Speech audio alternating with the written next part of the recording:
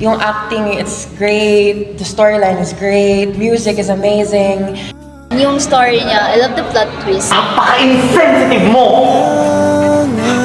Sensitive? Bakit, James? So, good morning po. I state your name, course, and year po muna. My name is Shen Peralta. I'm a BSBA-MM student, second year. Can you give us some thoughts or honest review about the movie entitled Find the Value of X?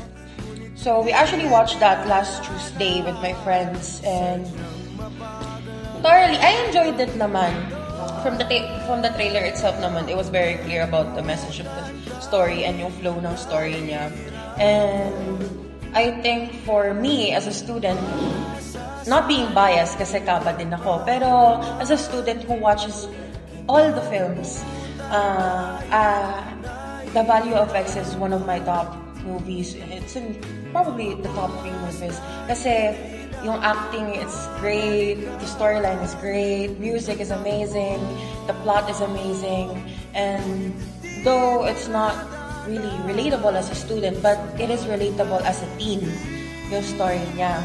So, and in the end of the story, nandun yung question na what really is the value of X, and then nandun din yung answer, and it's a really great movie. Can I hear about your rating about the movie?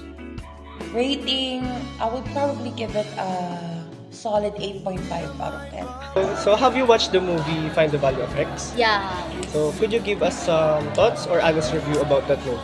Honest review ko sa movies, kung i-rate ko siya, 10 out of 10. Ang ganda ng pagka-cinematic, then yung story niya, I love the plot twist na wherein hindi na hinanap yung value. Hinanap niya yung value ng X, pero may value ang Y.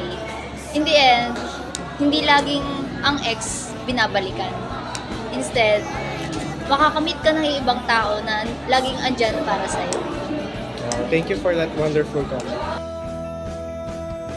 Kinalimutan kahit nahihirapan para sa sariling kapal.